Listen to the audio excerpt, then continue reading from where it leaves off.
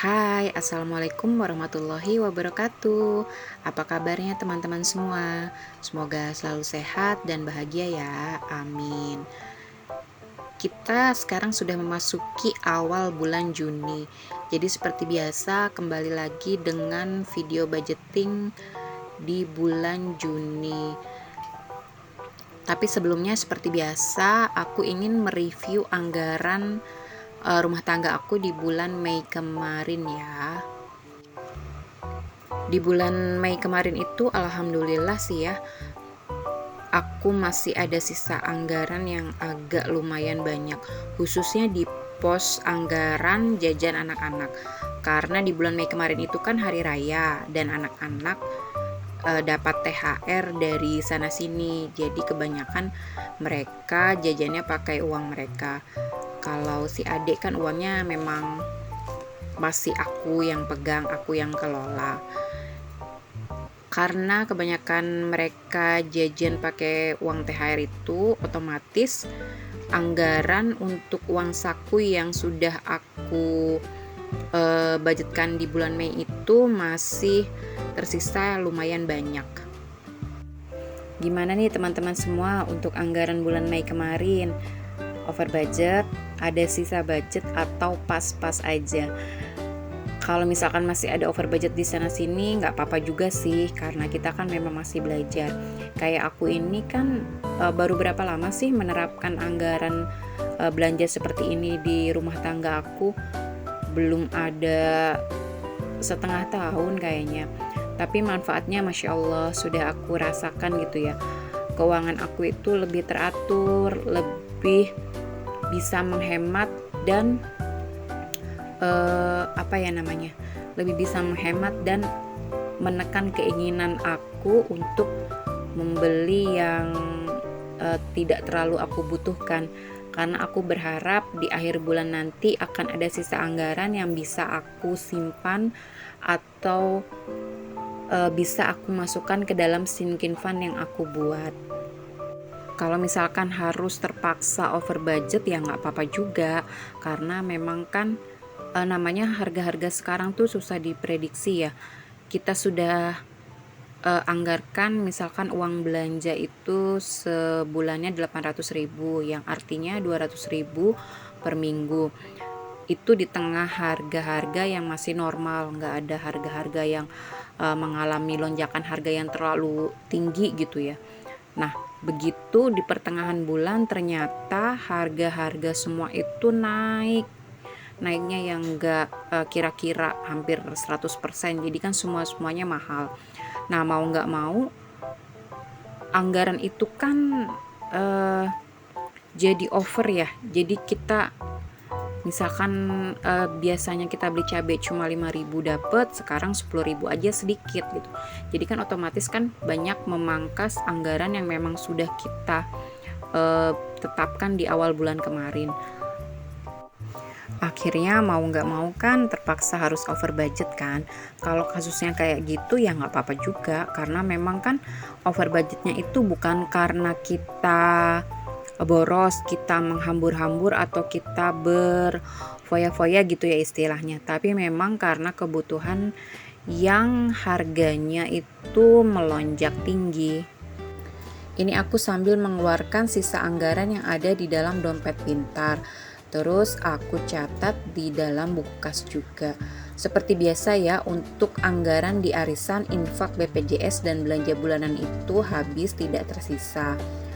Dan untuk belanja mingguan itu masih ada Rp28.000.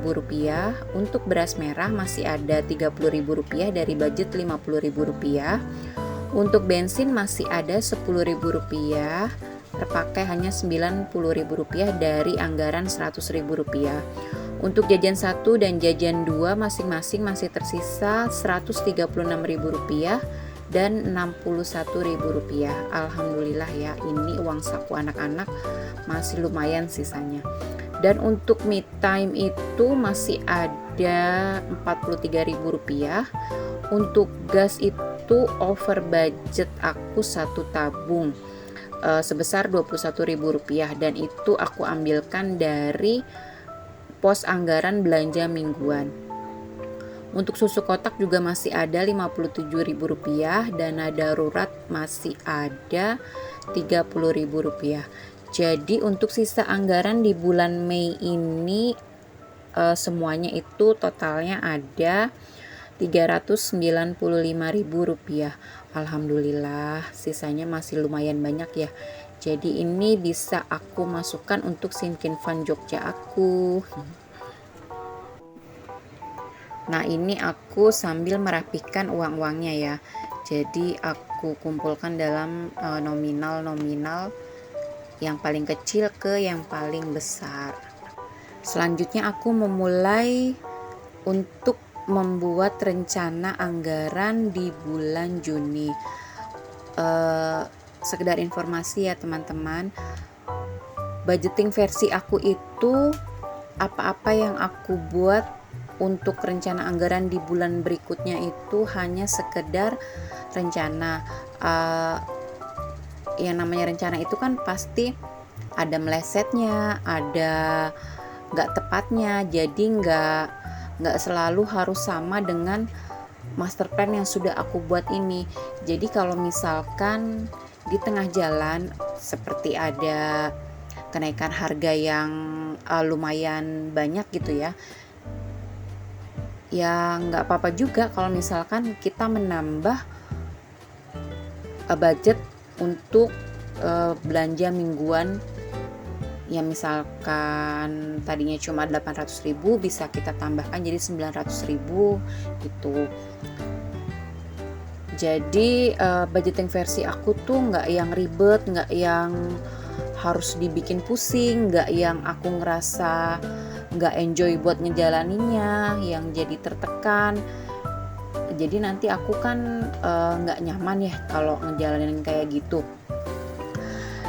Jadi semuanya sih serba fleksibel aja, jadi nggak mesti harus terpaku sama angka-angka yang aku buat. Angka cuma sekedar angka aja sebagai batasan kalau aku tuh nggak boleh boros, aku tuh harus berhemat, aku tuh harus memperhitungkan uang yang aku keluarkan setiap bulannya agar nggak kebablasan, begitu aja sih. Nah, pertanyaannya dari mana uang itu kalau misalkan di tengah jalan harus ada perubahan anggaran gitu, ya itu fungsinya dana darurat atau bisa diambil dari sisa budgeting di bulan yang lalu.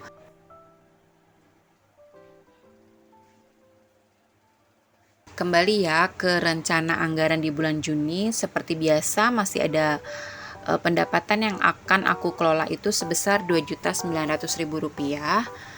Dan seperti biasa kewajiban aku juga masih sama, ada di arisan Rp400.000, ada di BPJS sebesar Rp250.000, ada di infak sebesar Rp120.000. Jadi total kewajiban aku untuk bulan ini masih sama seperti bulan-bulan yang lalu, yaitu sebesar Rp770.000.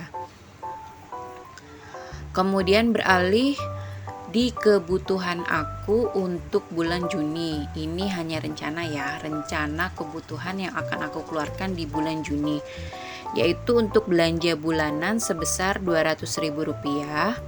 Untuk belanja mingguan masih sama sebesar Rp800.000 atau Rp200.000 setiap minggunya.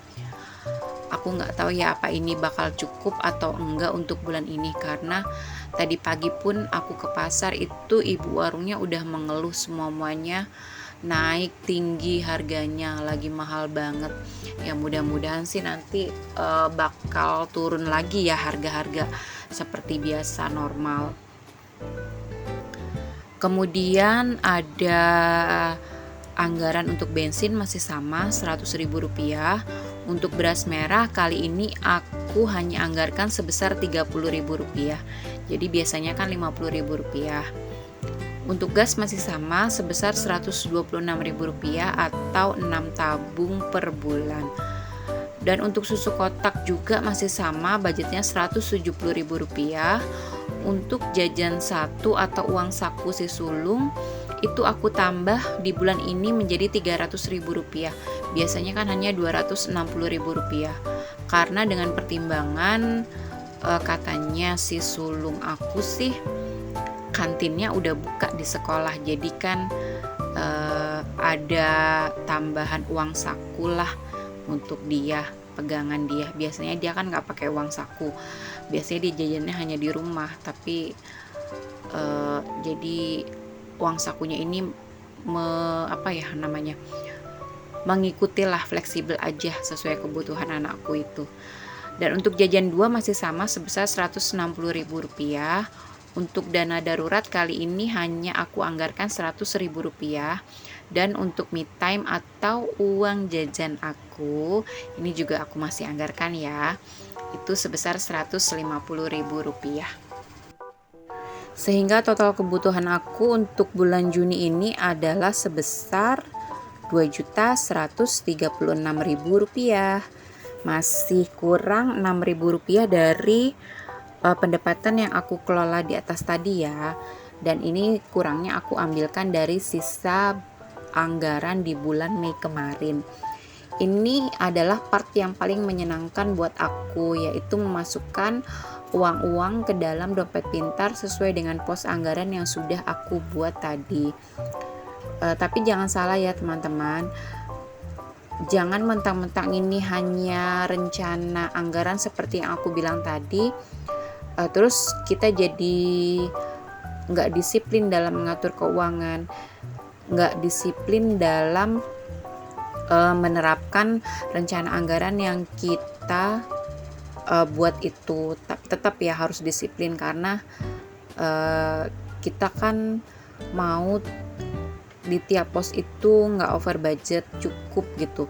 Walaupun nggak ada sisa anggarannya, paling nggak jangan sampai over budget.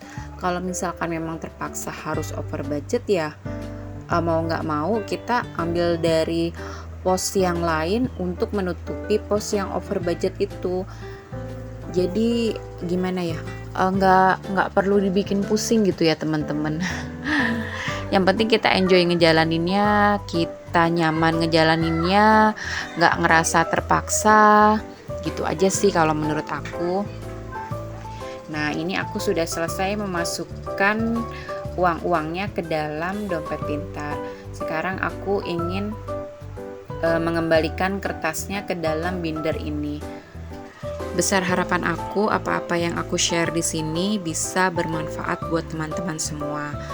Bisa memotivasi teman-teman semua untuk ikut memulai mengatur keuangan rumah tangga dengan sederhana, nggak mesti yang bikin kita pusing.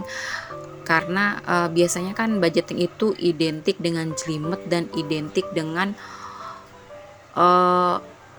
menghemat yang bener-bener jadi terkesan pelit gitu ya.